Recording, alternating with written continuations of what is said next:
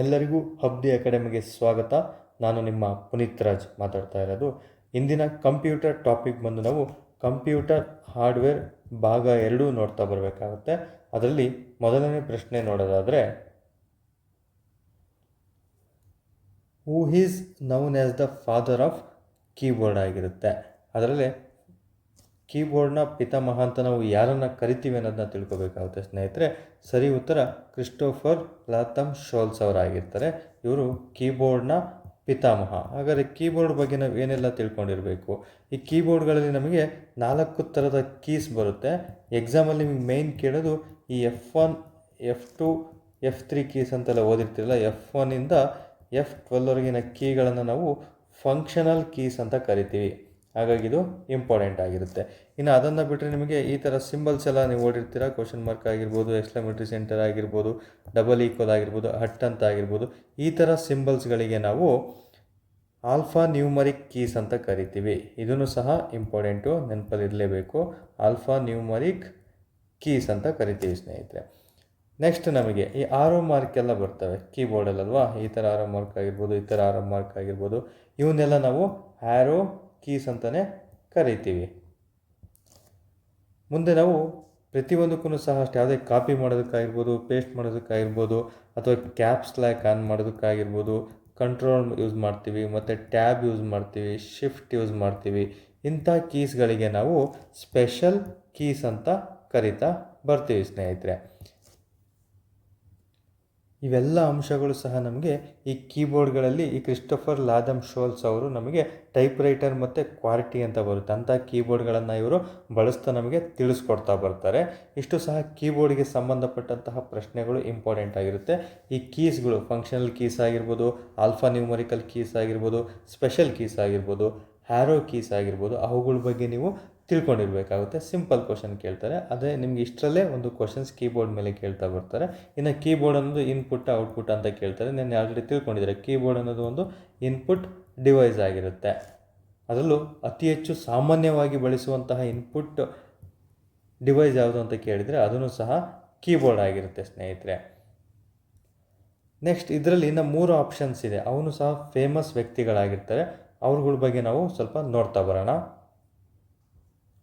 ಈ option A ಇದೆ ನೋಡಿ, ಡಗ್ಲಾಸ್ ಎಂಗಲ್ಬರ್ಟನರು. ಇವರು ಫಾದರ್ ಆಫ್ ಮೌಸ್ ಆಗಿರ್ತಾರೆ ಸ್ನೇಹಿತರೆ. ಅಂದರೆ ಮೌಸ್ನ ಕಂಡುಹಿಡಿದಿದ್ದು ಇವರೇ ಆಗಿರ್ತಾರೆ, ಡಗ್ಲಾಸ್ ಎಂಗಲ್ಬರ್ಟನರು. ಇವ್ರ ಬಗ್ಗೆಯೂ ಸಹ ತುಂಬ ಸಲ ಕ್ವಶನ್ ಕೇಳಿದರೆ ನೀವು ನೆನಪಿಡಲೇಬೇಕಾಗುತ್ತೆ. ಈ ಮೌಸ್ ಅನ್ನೋದನ್ನ ನಾವು ಪಾಯಿಂಟಿಂಗ್ ಡಿವೈಸ್ ಅಂತಲೂ ಕರಿತೀವಿ. ಈ ಪಾಯಿಂಟ್ ಕೇಳ್ತಾರೆ, ಈ ಕೆಳಗಿನವುಗಳಲ್ಲಿ ಯಾವುದು ಪಾಯಿಂಟಿಂಗ್ ಡಿವೈಸ್ ಆಗಿದೆ ಅಂತ ಎಕ್ಸಾಮಲ್ಲಿ ಕೇಳ್ತಾರೆ. ಇವಾಗಿರ್ಬೋದು, ಮತ್ತು ಇನ್ನಿತರನೇ ಬರ್ತವೆ ಹಾರ್ಡ್ವೇರಲ್ಲಿ. ಅದು ಯಾವೆಲ್ಲ ಬರ್ತವೆ ಅಂತಲೂ ಸಹ ನಾನು ನಿಮಗೆ ತಿಳಿಸ್ಕೊಡ್ತಾ ಬರ್ತೀನಿ ಸ್ನೇಹಿತರೆ. ಸದ್ಯಕ್ಕೆ ನೀವು ಫಾದರ್ ಆಫ್ ಮೌಸ್ ಅಂತ ಕೇಳಿದರೆ ಡಗ್ಲಾಸ್ ಎಂಗಲ್ಬರ್ಟ್ ಅವರಾಗಿರ್ತಾರೆ. ಇದೊಂದು ನಾವು ಪಾಯಿಂಟಿಂಗ್ ಡಿವೈಸ್ ಅಂತಲೂ ಸಹ ಕರಿತೀವಿ. ಇನ್ನು ಮೌಸ್ ಅಂತ ಬಂದಾಗ ಎಲ್ಲೂ ಸಹ ನೋಡಿರ್ತೀರ, ಮೌಸಲ್ಲಿ ಒಂದು ಸ್ಕ್ರೋಲ್ ಕೀ ಇರುತ್ತೆ, ಮತ್ತು ಲೆಫ್ಟ್ ಕ್ಲಿಕ್, ರೈಟ್ ಕ್ಲಿಕ್ ಇರುತ್ತೆ. ಆ 3 ಫಂಕ್ಷನ್ಗಳು ಏನೆಲ್ಲ ನಮಗೆ ತಿಳಿಸ್ಕೊಡುತ್ತೆ ಅನ್ನೋದ್ರ ಬಗ್ಗೆ ತಿಳ್ಕೊಬೇಕಾಗುತ್ತೆ. ಮೊದಲನೇದಾಗಿ ಲೆಫ್ಟ್ ಬಟನ್, ಮೌಸ್ನ ಲೆಫ್ಟ್ ಬಟನ್ ಏನು ಮಾಡುತ್ತೆ, ಅದು ಫೈಲ್ಗಳನ್ನು ಆಯ್ಕೆ ಮಾಡೋದಕ್ಕೋಸ್ಕರ ಯೂಸ್ ಮಾಡ್ತೀವಿ. ಇನ್ನು ರೈಟ್ ಬಟನ್ ಫೈಲ್ಗಳ ಪ್ರಾಪರ್ಟೀಸನ್ನು, ಅಂದರೆ ಫೈಲ್ ಆಯ್ಕೆ ಮಾಡೋಕ್ಕೆ ಲೆಫ್ಟ್ ಬಟನ್ ಯೂಸ್ ಮಾಡ್ತೀವಿ. ಫೈಲಲ್ಲಿ ಎಷ್ಟು ಪ್ರಾಪರ್ಟಿ ಇದೆ, ಅಂದರೆ ಸೈಜ್ ಎಷ್ಟಿದೆ ಅನ್ನೋದನ್ನ ತಿಳ್ಕೊಳೋದಕ್ಕೆ ನಾವು ರೈಟ್ ಕ್ಲಿಕ್ಕನ್ನು ಯೂಸ್ ಮಾಡ್ತೀವಿ. ಇನ್ನು ಒಂದು ಸ್ಕ್ರೋಲ್ ಬಟನ್ ಇರುತ್ತೆ. ಆ ಸ್ಕ್ರೋಲ್ ಬಟನ್ ಏನಕ್ಕೆ ಯೂಸ್ ಮಾಡ್ತೀವಿ ಅಂದರೆ ಪೇಜನ್ನು ನಾವು ಮೇಲೆ ಕೆಳಗಡೆ ಮಾಡೋದಕ್ಕೋಸ್ಕರ ಅದನ್ನು ಯೂಸ್ ಮಾಡ್ತೀವಿ. ನೆಕ್ಸ್ಟ್ ನಾವು ಮೌಸನ್ನು ಡಬಲ್ ಕ್ಲಿಕ್ ಮಾಡಿದರೆ, ಇದು ಇಂಪಾರ್ಟೆಂಟು, ಮೌಸನ್ನು ಡಬಲ್ ಕ್ಲಿಕ್ ಮಾಡಿದರೆ ಫೈಲ್ ಅಥವಾ ಫೋಲ್ಡರ್ ಓಪನ್ ಆಗುತ್ತೆ ಸ್ನೇಹಿತರೆ. ನೆಕ್ಸ್ಟ್ ಮೌಸನ್ನು ನಾವು ಡ್ರ್ಯಾಗ್ ಮತ್ತು ಡ್ರಾಪ್ ಮಾಡಿದರೆ ಒಂದು ಫೈಲನ್ನು ಅಥವಾ ಫೋಲ್ಡರನ್ನು ಬೇರೆ ಕಡೆಗೆ ಚಲಿಸೋದಕ್ಕೋಸ್ಕರ ಡ್ರ್ಯಾಗ್ ಆ್ಯಂಡ್ ಡ್ರಾಪ್ ಯೂಸ್ ಮಾಡ್ತೀವಿ. ಇದನ್ನು ಕ್ವಶನ್ ಆಗಿದೆ, ಒಂದು ಸಲ ನೆನಪಲ್ಲಿಡಬೇಕು. ನೆಕ್ಸ್ಟು ಮೌಸನ್ನು ನಾವು ಸಿಂಗಲ್ ಕ್ಲಿಕ್ ಮಾಡಿದರೆ ಫೈಲ್ ಅಥವಾ ಫೋಲ್ಡರ್ನ ಆಯ್ಕೆ ಮಾಡೋದಕ್ಕೋಸ್ಕರ ನಾವು ಸಿಂಗಲ್ ಕ್ಲಿಕ್ಕನ್ನು ಯೂಸ್ ಮಾಡ್ತೀವಿ. ಸೊ ಹಾಗಾಗಿ ನೀವು ಸಿಂಗಲ್ ಕ್ಲಿಕ್ ಏನಕ್ಕೆ ಯೂಸ್ ಮಾಡ್ತಾರೆ, ಡಬಲ್ ಕ್ಲಿಕ್ ಏನಕ್ಕೆ ಯೂಸ್ ಮಾಡ್ತಾರೆ, ನಂತರ ಡ್ರ್ಯಾಗ್ ಆ್ಯಂಡ್ ಡ್ರ್ಯಾಪನ್ನು ಏನಕ್ಕೆ ಯೂಸ್ ಮಾಡ್ತಾರೆ ಅನ್ನೋದನ್ನ ನೀವು ಕಂಪಲ್ಸರಿ ತಿಳ್ಕೊಂಡಿರಬೇಕಾಗುತ್ತೆ. ಇಷ್ಟು ಮೌಸ್ ಬಗ್ಗೆ ನೀವು ಕಂಪಲ್ಸರಿ ತಿಳ್ಕೊಂಡಿರಬೇಕಾಗುತ್ತೆ. ಇನ್ನು ನೆಕ್ಸ್ಟ್ ನಾವು ಚಾರ್ಲ್ಸ್ ಬ್ಯಾಬೇಜ್ ಅವ್ರ ಬಗ್ಗೆ ನೋಡ್ತಾ ಬರೋಣ. Charles Babbage who is the father of computer ಅಂತ ಕ್ವಶನ್ಸ್ ಕೇಳಿದ್ರೇನು ತುಂಬ ಸಲ ಕ್ವಶನ್ ಕೇಳಿದರೆ ಫಾದರ್ ಆಫ್ ಕಂಪ್ಯೂಟರ್ ಅಂದರೆ ಚಾರ್ಲ್ಸ್ ಬ್ಯಾಬೇಜ್ ಅವರಾಗಿರ್ತಾರೆ. ಇವರು ಈ ಕಂಪ್ಯೂಟರ್ ಅನ್ನು ಪತ್ತೆ ಹಚ್ಚಿರ್ತಾರೆ ಸ್ನೇಹಿತರೆ. ಅದು ನಮಗೆ ಈ ಕಂಪ್ಯೂಟರ್ ಅಂತ ಬಂದಾಗ ಇದು ಯಾವ ಭಾಷೆಯಿಂದ ಬಂದಿದೆ ಅನ್ನೋದನ್ನ ನಮಗೆ ಎಕ್ಸಾಮಲ್ಲಿ ಕ್ವಶನ್ಸ್ ಕೇಳ್ತಾರೆ. ಇದೊಂದು ಲ್ಯಾಟಿನ್ ಭಾಷೆಯ ಪದ ಆಗಿರುತ್ತೆ. ಆ ಲ್ಯಾಟಿನ್ ಭಾಷೆಯ ಪದ ಏನಾಗಿತ್ತು, ಕಂಪ್ಯೂಟರೇ ಅನ್ನೋದು ಲ್ಯಾಟಿನ್ ಭಾಷೆಯಲ್ಲಿ ಕಂಪ್ಯೂಟರ್ ಆಗಿರುತ್ತೆ. ಅದರ ಅರ್ಥ ಏನು ಕೊಡುತ್ತದೆ ಕಂಪ್ಯೂಟರ್ ಅಂದರೆ ಒಂದು ಕ್ಯಾಲ್ಕುಲೇಟ್ ಅಥವಾ ಕೌಂಟ್ ಎಂಬ ಅರ್ಥವನ್ನು ನೀಡುತ್ತದೆ ಸ್ನೇಹಿತರೆ. ಇಷ್ಟು ತಿಳ್ಕೊಂಡಿದ್ರೆ ಸಾಕು ಚಾರ್ಲ್ಸ್ ಬ್ಯಾಬೇಜ್ ಅವ್ರ ಬಗ್ಗೆ. ಇವರು ಫಾದರ್ ಆಫ್ ಕಂಪ್ಯೂಟರ್ ಅಂತ ಕರಿತೀವಿ. ಇನ್ನು ಕಂಪ್ಯೂಟರ್ ಎಂಬ ಪದ ಲ್ಯಾಟಿನ್ ಭಾಷೆಯಿಂದ ಬಂದಿದೆ ಅನ್ನೋದನ್ನ ನೀವು ಕಂಪಲ್ಸರಿ ತಿಳ್ಕೊಂಡಿರಬೇಕಾಗುತ್ತೆ. ಇನ್ನು ನೆಕ್ಸ್ಟ್ ನಾವು ಸೇಮೂರ್ ಕ್ರೇ ಅವ್ರ ಬಗ್ಗೆ ಸ್ವಲ್ಪ ತಿಳ್ಕೊಳ್ಳೋಣ. ಈ ಸೇಮೂರ್ ಕ್ರೇ ಅನ್ನೋರು ನಮಗೆ ವಿಶ್ವದ ಮೊದಲ ಸೂಪರ್ ಕಂಪ್ಯೂಟರನ್ನು ಪರಿಚಯ ಮಾಡಿದವರು ಇವರೇ ಆಗಿರ್ತಾರೆ. ಹಾಗಾದರೆ ಇವ್ರನ್ನ ನಾವು ಫಾದರ್ ಆಫ್ ಸೂಪರ್ ಕಂಪ್ಯೂಟರ್ ಅಂತ ಕರಿತೀವಿ. ತುಂಬ ಸಲ ಕ್ವಶನ್ ಆಗಿದೆ. ಓಕೆ, ಹಾಗಾದರೆ ಫಾದರ್ ಆಫ್ ಅಂದರೆ Indian father of super computer ಅಂದರೆ ಭಾರತದಲ್ಲಿ ಯಾರನ್ನು ಸೂಪರ್ ಕಂಪ್ಯೂಟರ್ನ ಪಿತಾಮಹ ಅಂತ ಕರಿತೀವಿ ಅಂದರೆ ವಿಜಯ್ ಭಟ್ಕರ್ ಅವ್ರನ್ನ ಕರಿತೀವಿ. ನೆನಪಿರಬೇಕು, ತುಂಬ ಸಲ ಕ್ವಶನ್ ಆಗಿದೆ ಇದನ್ನು ಸಹ. ಹಾಗಾದರೆ ಪ್ರಪಂಚದ ಮೊದಲ ಸೂಪರ್ ಕಂಪ್ಯೂಟರ್ನ ಹೆಸರೇನು ಅಂತ ಕ್ವಶನ್ ಕೇಳ್ತಾರೆ. ಕ್ರೇ 1 ಆಗಿರುತ್ತೆ. 1976ರಲ್ಲಿ ಇದನ್ನು ಅನ್ವೇಷಣೆ ಮಾಡಿರ್ತಾರೆ. ಹಾಗಾದರೆ ಭಾರತದ ಮೊದಲ ಸೂಪರ್ ಕಂಪ್ಯೂಟರ್ ಯಾವುದು ಅಂದರೆ ಪರಮ್ ಆಗಿರುತ್ತೆ. ಎಲ್ಲರೂ ತಿಳ್ಕೊಂಡಿರ್ತೀರ ಪರಮ್. ಅದರಲ್ಲಿ ಎಸ್ಪೆಷಲಿ ಪರಮ್ 8000 ಅಂತಲೇ ನೀವು ಓದಿರಬೇಕು. ಎಕ್ಸಾಮಲ್ಲಿ ನಿಮಗೆ 6, 7, 8000 ಅಂತೆಲ್ಲ ಕೊಡ್ತಾರೆ. ಸರಿ ಉತ್ತರ ಪರಮ್ 8000 ಆಗಿರುತ್ತೆ. ಈ ಪರಮ್ 8000 ನಮಗೆ ಅನ್ವೇಷಣೆ ಮಾಡಿದವರು CDAC ಕಂಪನಿ ಆಗಿರುತ್ತೆ. CDAC ಅಂದರೆ ಏನು ಅಂತ ಕೇಳ್ತಾರೆ. Centre for development of advance computing ಆಗಿರುತ್ತೆ. ಇದು ಕೇಂದ್ರ ಕಚೇರಿ. CDACನ ಕೇಂದ್ರ ಕಚೇರಿ ಎಲ್ಲಿದೆ ಅಂತ GK ಕ್ವಶನ್ ಆಗಿದೆ. ಇದು ಪುಣೆಯಲ್ಲಿದೆ ಸ್ನೇಹಿತರೆ, ನೆನಪಿರಬೇಕು. ಇದು 1988ರಲ್ಲಿ ಎಸ್ಟಾಬ್ಲಿಷ್ ಆಗಿರುತ್ತೆ. ಇದನ್ನು ಸಹ GK ಕ್ವಶನ್ ಆಗಿರುತ್ತೆ. ಇವೆರಡು ಕೇಂದ್ರ ಕಚೇರಿ ಅಂತ ಕೇಳಿದಾಗ ಪುಣೆ ಎಷ್ಟರಲ್ಲಿ ಸ್ಥಾಪನೆ ಆಯಿತು ಅಂದರೆ 1988ರಲ್ಲಿ ಸ್ಥಾಪನೆ ಆಗಿರುತ್ತೆ. ಹಾಗಾದರೆ ನಿಮಗೆ ಒಂದು ಪ್ರಶ್ನೆ ಸ್ನೇಹಿತರೆ, ಪ್ರಸ್ತುತ ವಿಶ್ವದ ಅತಿ ವೇಗದ ಸೂಪರ್ ಕಂಪ್ಯೂಟರ್ ಯಾವುದು ಅನ್ನೋದನ್ನ ನೀವು ಕಮೆಂಟ್ ಬಾಕ್ಸಲ್ಲಿ ಕಮೆಂಟ್ ಮಾಡಿ, ಅಥವಾ ನೀವು ಅದನ್ನು ತಿಳ್ಕೊಂಡಿರಬೇಕಾಗತ್ತೆ. ಓಕೆ, ಮುಂದಿನ ಪ್ರಶ್ನೆ ನಾವು ನೋಡೋದಾದರೆ, which of the following is A type of monitor ಅಂತ ಓದಿರಬೇಕಾಗುತ್ತೆ. ಎಲ್ಲರೂ ಸಹ ತಿಳ್ಕೊಂಡಿರ್ತೀರ.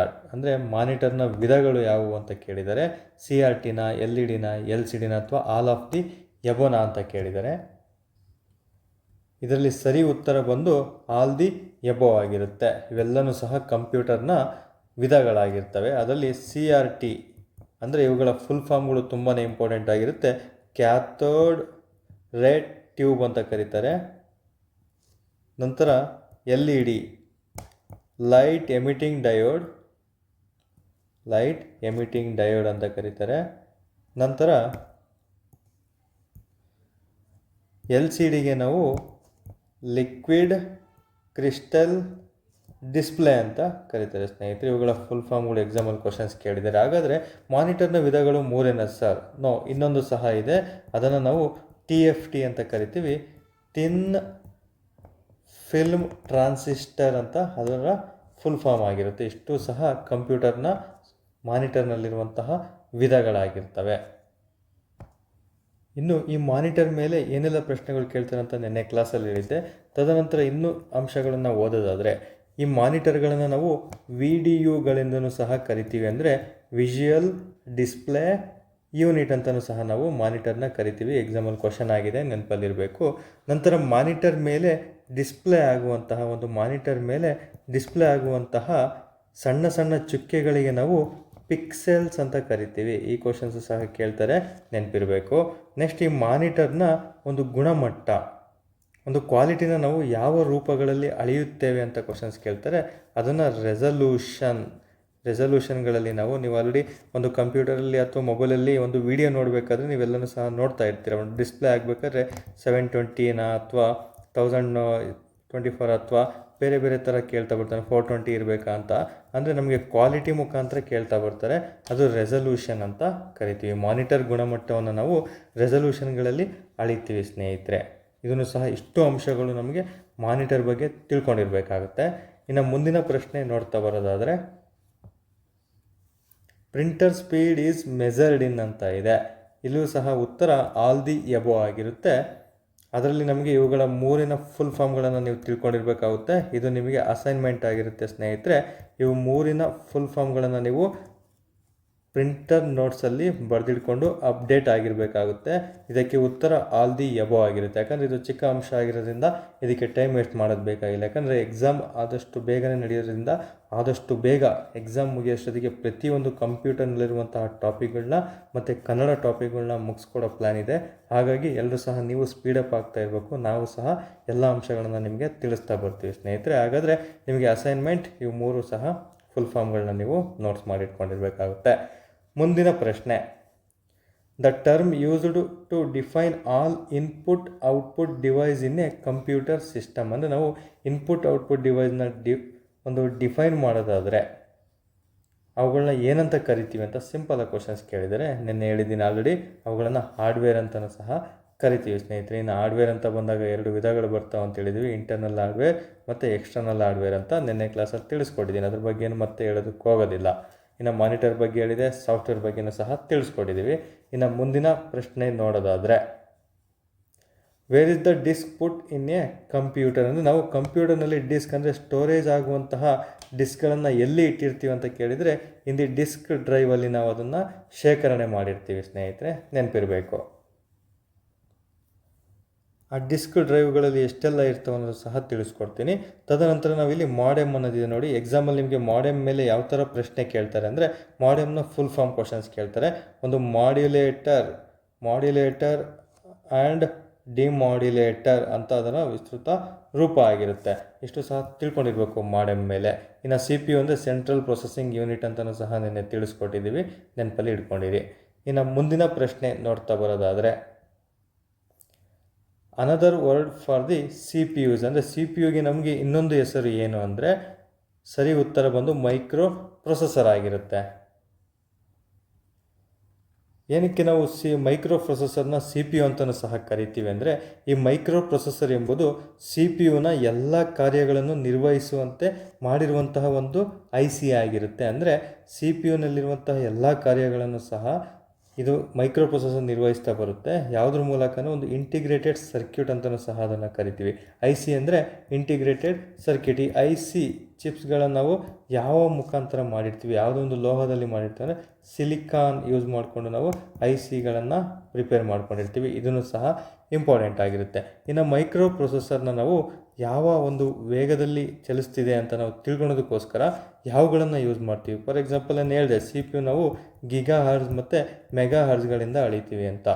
ಓಕೆ, ಅದೇ ಥರ CPU ಇನ್ನೊಂದು ಹೆಸರೇ ಮೈಕ್ರೋ ಪ್ರೊಸೆಸರ್ ಅಂತ ಓದಿದ ಮೇಲೆ ಉತ್ತರನೂ ಸಹ ಇದೇ ಆಗಿರುತ್ತೆ. ಮೈಕ್ರೋ ಪ್ರೊಸೆಸರನ್ನು ವೇಗವನ್ನು ಯಾವುದರಿಂದ ಅಳಿತೀವಿ ಅಂದರೆ, ಇದನ್ನು ಸಹ ಸೇಮ್ ಗಿಗಾ ಹರ್ಸ್ ಮತ್ತು ಮೆಗಾ ಹರ್ಸ್ಗಳಿಂದ ನಾವು ಅಳಿಯುತ್ತೇವೆ ಸ್ನೇಹಿತರೆ. ಇಷ್ಟು ನೆನ್ಪಿಟ್ಕೊಂಡಿದ್ರೆ ಸಾಕಿದ್ರ ಮೇಲೆ. ಇನ್ನು ನೆಕ್ಸ್ಟ್ ಕ್ವಶನ್ ನೋಡೋದಾದರೆ, which of the following peripheral devices displays information to a user. ನಾನು ಆಲ್ರೆಡಿ ಹೇಳಿದೆ, ಹಾರ್ಡ್ವೇರ್ಗೆ ಇನ್ನೊಂದು ಹೆಸರೇ ಪೆರಿಪೆರಲ್ ಆಗಿರುತ್ತೆ. ಇದನ್ನು ಸಹ ಎಕ್ಸಾಮಲ್ಲಿ ಕ್ವಶನ್ಸ್ ಕೇಳ್ತಾರೆ, ಡೈರೆಕ್ಟಾಗಿ ಪೆರಿಪೆರಲ್ ಅಂತ ಕೇಳ್ತಾರೆ, ಕನ್ಫ್ಯೂಷನ್ ಮಾಡ್ಕೋಬಾರ್ದು ನೀವು. ಓಕೆ, ಹಾಗಾದರೆ ನಮಗೆ ಒಂದು ಡಿವೈಸ್ ಯಾವುದೊಂದು ಡಿಸ್ಪ್ಲೇ ಮಾಡೋದಕ್ಕೋಸ್ಕರ ಯೂಸ್ ಮಾಡ್ತೀವಿ. ನಿನ್ನೆಯಿಂದ ತುಂಬ ಸಲ ಹೇಳಿದ್ದೀನಿ, ಮಾನಿಟರ್ ಡಿವೈಸ್. ಇದು ನಮಗೆ ಡಿಸ್ಪ್ಲೇನ ಒಂದು ಯಾವುದೇ ಒಂದು ಅಂಶಗಳನ್ನು ನಾವು ಏನೆಲ್ಲ ಇನ್ಪುಟ್ ಹಾಕ್ಕೊಡ್ತೀವಿ ಅದನ್ನು ಔಟ್ಪುಟ್ ಮೂಲಕ, ಮಾನಿಟರ್ ಮೂಲಕ ನಾವು ಅದನ್ನು ತಿಳ್ಕೊಳ್ತಾ ಬರ್ತೀವಿ ಸ್ನೇಹಿತರೆ. ಇದು ಸರಿ ಉತ್ತರ ಬಂದು ಮಾನಿಟರ್ ಆಗಿರುತ್ತೆ. ಇನ್ನು ಮುಂದಿನ ಪ್ರಶ್ನೆ, when installing dash the user must copy and usually decompress program files from a CD-ROM or other medium to the hard disk ಅಂತ ಇರುತ್ತೆ. ಅಂದರೆ ನೀವು ಈ ಕೆಳಗಿನವುಗಳಲ್ಲಿ ಒಂದು ಕಂಪ್ಯೂಟರಲ್ಲಿ ನಾವು ಇನ್ಸ್ಟಾಲೇಷನ್ ಮಾಡಬೇಕಂದ್ರೆ ಅದನ್ನು ಫಸ್ಟು ನಾವು ಯಾವುದನ್ನು ಸ್ಟೋರ್ ಮಾಡ್ಕೋಬೇಕಾಗುತ್ತೆ ಅಥವಾ ಕಾಪಿ ಮಾಡ್ಕೋಬೇಕಾ ಬೇಡವಾ ಅನ್ನೋದು ತಿಳ್ಕೊಬೇಕಾಗುತ್ತೆ. ನೋಡಿ, ಇಲ್ಲಿ ಅಪ್ಲಿಕೇಶನ್ ಸಾಫ್ಟ್ವೇರ್ ಇದಕ್ಕೆ ಉತ್ತರ ಆಗಿರುತ್ತೆ. ಏನಕ್ಕೆ ಅಂತ ನೋಡ್ತಾ ಬಂದರೆ, ಇಲ್ಲಿರುವಂಥ ಯಾವುದೇ ಒಂದು ಸಾಫ್ಟ್ವೇರನ್ನು ನೀವು ಇನ್ಸ್ಟಾಲ್ ಮಾಡಬೇಕಂದ್ರೆ ಅದು CD-ಲಿದೆಯಾ ಅಥವಾ ಪೆನ್ ಡ್ರೈವ್ ಇದೆಯಾ ಅಥವಾ ಹಾರ್ಡ್ ಡ್ರೈವಲ್ಲಿ ಅಥವಾ ಹಾರ್ಡ್ ಡಿಸ್ಕಲ್ಲಿ ಇದೆಯಾ ಅನ್ನೋದನ್ನ ತಿಳ್ಕೊಂಡು ಅದರಲ್ಲಿ ಕಾಪಿ ಮಾಡಿ ನಂತರ ಸಿಸ್ಟಮ್ಗೆ ಅದನ್ನು ಪೇಸ್ಟ್ ಮಾಡಿದ ನಂತರ ನಾವು ಅದನ್ನು ಇನ್ಸ್ಟಾಲ್ ಮಾಡೋಕ್ಕಾಗೋದು. ಡೈರೆಕ್ಟಾಗಿ ನಮ್ಗೆ ಅದ್ರ ಮುಖಾಂತರ ಇನ್ಸ್ಟಾಲ್ ಮಾಡಿದರೆ ಸರಿ ಹೋಗೋದಿಲ್ಲ ಸ್ನೇಹಿತರೆ. ಹಾಗಾಗಿ ನಮಗೆ CD-ROM ಆಗಿರ್ಬೋದು ಅಥವಾ ಒಂದು ಪ್ರೋಗ್ರಾಮ್ ಫೈಲ್ನ ನಾವು ಅದರ್ ಮೀಡಿಯಮ್ ಮೂಲಕ ಹಾರ್ಡ್ ಡಿಸ್ಕ್ ಮೂಲಕ ಒಂದು ಕಾಪಿ ಮಾಡಿ ಯಾವುದನ್ನು ಇನ್ಸ್ಟಾಲ್ ಮಾಡ್ಬೋದು ಅಂತ ಕ್ವಶನ್ಸ್ ಕೇಳ್ತಾರೆ. ಅದು ಅಪ್ಲಿಕೇಶನ್ ಸಾಫ್ಟ್ವೇರ್ ಆಗಿರುತ್ತೆ. ಸಿಂಪಲ್ ಅಪ್ಲಿಕೇಶನ್ ಸಾಫ್ಟ್ವೇರನ್ನು ನಾವು ಕಾಪಿ ಮತ್ತು ಡಿಕಂಪ್ರೆಸ್ ಪ್ರೋಗ್ರಾಮ್ ಫೈಲ್ಸ್ ಫ್ರಮ್ಗೆ ನಮಗೆ CD-ROM ಮತ್ತು ಅದರ್ ಮೀಡಿಯಮ್ ಮೂಲಕ ಹಾರ್ಡ್ ಡಿಸ್ಕ್ ಮೂಲಕ ನಾವು ಅದನ್ನು ಕಾಪಿ ಮತ್ತು ಪೇಸ್ಟ್ ಮಾಡಿಕೊಂಡು ತದನಂತರ ಇನ್ಸ್ಟಾಲೇಷನ್ ಮಾಡಬೇಕಾಗುತ್ತೆ. ಅದಕ್ಕೆ ನಾವು ಅಪ್ಲಿಕೇಶನ್ ಸಾಫ್ಟ್ವೇರ್ ಸರಿ ಉತ್ತರ ಆಗಿರುತ್ತೆ. ಇನ್ನು ಮುಂದಿನ ಪ್ರಶ್ನೆ, A computers type processor and operating system define it's ಅಂತೆ. ನಮಗೆ ಕಂಪ್ಯೂಟರ್ನಲ್ಲಿರುವಂತಹ ಈ ಪ್ರೊಸೆಸರ್ ಆಗಿರ್ಬೋದು, ಆಪರೇಟಿಂಗ್ ಸಿಸ್ಟಮ್ ಆಗಿರ್ಬೋದು ಮತ್ತು ಕಂಪ್ಯೂಟರ್ ವಿಧಗಳಾಗಿರ್ಬೋದು, ಇವುಗಳನ್ನೆಲ್ಲ ನಾವು ಯಾವುದ್ರ ಮೂಲಕ ಡಿವೈಡ್ ಮಾಡ್ತಾ ಬಂದಿದ್ವಿ. ಆಪರೇಟಿಂಗ್ ಸಿಸ್ಟಮ್ನಾಗಿರ್ಬೋದು ಅಥವಾ ಪ್ರೊಸೆಸರ್ ಅಂತ ಓದಿದ್ರಿ, ಮತ್ತು ಕಂಪ್ಯೂಟರಲ್ಲಿ ಯಾವೆಲ್ಲ ವಿಧಗಳಿದ್ದಾವೆ, mini computer, micro computer, laptop ಅಲ್ವಾ, ಈ ಥರ ಎಲ್ಲ ಓದಿರ್ತೀರಲ್ವ, ಅವುಗಳನ್ನ ನಾವು ಯಾವುದ್ರ ಮೂಲಕ ಡಿವೈಡ್ ಮಾಡ್ತಾ ಬಂದಿದ್ದೀವಿ. ಸಿಂಪಲ್ಲು ಸ್ಪೀಡ್ ಮೂಲಕ ನಾವು ಡಿವೈಡ್ ಮಾಡ್ತಾ ಬಂದಿರ್ತೀವಿ. ಆಪರೇಟಿಂಗ್ ಸಿಸ್ಟಮು ಅಷ್ಟೇ, ಬೇರೆ ಬೇರೆ ವಿಭಿನ್ನ ರೀತಿಯ ಆಪರೇಟಿಂಗ್ ಸಿಸ್ಟಮ್ಗಳಿರ್ತವೆ, ಅವುಗಳನ್ನೂ ಅಷ್ಟೇ ಸ್ಪೀಡ್ ಮೂಲಕ ನಾವು ಒಂದೊಂದಾಗಿ ಡಿವೈಡ್ ಮಾಡ್ತಾ ಬಂದಿದ್ದೀವಿ. ಇದಕ್ಕಿಷ್ಟು ಸ್ಪೀಡ್ ಇದೆ, ಇದಕ್ಕಿಷ್ಟು ಸ್ಪೀಡ್ ಇದೆ, ಅದಕ್ಕೆ ಬೇರೆ ಬೇರೆ ನೇಮ್ಗಳನ್ನು ಸಹ ಕೊಡ್ತಾ ಬಂದಿರ್ತೀವಿ. ಇಷ್ಟು ಸಹ ಈ ಸ್ಪೀಡ್ ಬಗ್ಗೆ ನೀವು ತಿಳ್ಕೊಂಡಿರಬೇಕಾಗುತ್ತೆ. ಯಾವುದೇ ಥರನೂ ನಮಗೆ ಡಿವೈಡ್ ಮಾಡಬೇಕಂದ್ರೆ ಕಂಪ್ಯೂಟರ್ ಒಂದು ನಾಲೆಡ್ಜಲ್ಲಿ ಅದು ಸ್ಪೀಡ್ ಮೂಲಕನೇ ಡಿವೈಡ್ ಅಥವಾ ಡಿಫೈನ್ ಮಾಡ್ತಾ ಬರ್ತಾರೆ ಸ್ನೇಹಿತರೆ. ಇನ್ನು ಮುಂದಿನ ಪ್ರಶ್ನೆ, a device that provides emergency power to your computer conditions the voltage and protects against power surges is called. ಅಂದರೆ ನಮಗೆ ಕಂಪ್ಯೂಟರ್ ಒಂದು ಕನೆಕ್ಷನ್ ಇರುತ್ತೆ, ಅದಕ್ಕೆ ಸಡನ್ನಾಗೆ ಪವರ್ ಹೋದರೆ ಅಂದರೆ ಕರೆಂಟ್ ಹೋದರೆ ಅದಕ್ಕೆ ಸಪ್ಲೈ ಯಾವ್ದು ನೀಡುತ್ತೆ ಅನ್ನೋದನ್ನ ಇಂಡೈರೆಕ್ಟಾಗಿ ಕ್ವಶನ್ಸ್ ಕೇಳಿದ್ದಾರೆ ಅಷ್ಟೇ. ಎಲ್ರಿಗೂ ಸಹ ಗೊತ್ತಿರುತ್ತೆ UPS ಅಂತ. ಸರಿ ಉತ್ತರ ಅನ್ಇಂಟ್ರಪ್ಟಬಲ್ ಪವರ್ ಸಪ್ಲೈ. ಫುಲ್ ಫಾರ್ಮ್ ಅಂತೂ ತುಂಬ ಸಲ ಎಕ್ಸಾಮಲ್ಲಿ ಕ್ವಶನ್ ಕೇಳಿದ್ದಾರೆ, ನೀವು ನೆನ್ಪಿಡಬೇಕಾಗುತ್ತೆ. ಇನ್ನು PSU ಫುಲ್ ಫಾರ್ಮನ್ನು ನೆನ್ಪಿಡಬೇಕಾಗುತ್ತೆ. ಪವರ್ ಸಪ್ಲೈ ಯೂನಿಟ್ ಅಂತ ಕರೀತಾರೆ. USP ಅಂದರೆ ಯೂನಿವರ್ಸಲ್ ಸರ್ಜ್ ಪ್ರೊಟೆಕ್ಟರ್ ಆಗಿರುತ್ತೆ. ಇನ್ನು UPPS ಅಂದರೆ universal power protection and supply ಆಗಿರುತ್ತೆ. ಇವು 4 ಇಂಪಾರ್ಟೆಂಟ್ ಆಗಿರುತ್ತೆ. ಅದಕ್ಕೆ ಆಪ್ಷನಲ್ಲಿ 4ಕ್ಕೂ ಸಹ ನಾವು ಫುಲ್ ಫಾರ್ಮನ್ನು ಕೊಟ್ಟಿದ್ದೀನಿ ಸ್ನೇಹಿತರೆ. ಇಷ್ಟು ಸಹ ನೀವು ಓದಿರಬೇಕಾಗುತ್ತೆ. ಇದಕ್ಕೆ ಸರಿ ಉತ್ತರ UPS ಆಗಿರುತ್ತೆ. ಈ ಪ್ರಶ್ನೆಗೆ ಸರಿ ಉತ್ತರ UPS ಆಗಿರುತ್ತೆ.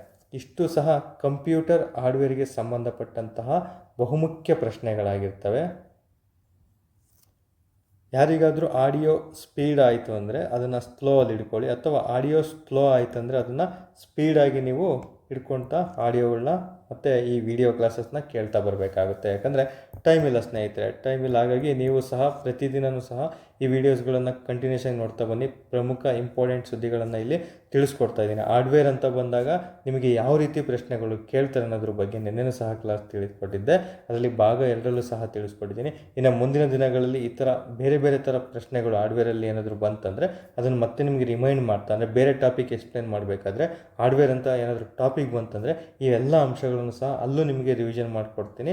ಹಾಗಾಗಿ ಪ್ರತಿಯೊಂದು ಅಂಶಗಳು ಇಂಪಾರ್ಟೆಂಟ್ ಆಗಿರುತ್ತೆ. ತುಂಬ ಪ್ರಾಪರಾಗಿ ಒಂದು ಪ್ಲ್ಯಾನ್ ಮಾಡ್ಕೊಳ್ತಾ ನೀವು ಓದ್ಕೊಳ್ತಾ ಬರಬೇಕಾಗುತ್ತೆ ಸ್ನೇಹಿತರೆ. ಇಷ್ಟು ಸಹ ಕಂಪ್ಯೂಟರ್ ಹಾರ್ಡ್ವೇರ್ ಭಾಗ 2ನ ಒಂದು ವಿಡಿಯೋ ಕ್ಲಾಸ್ ಆಗಿರುತ್ತೆ. ಎಲ್ರಿಗೂ ಸಹ ಧನ್ಯವಾದಗಳು.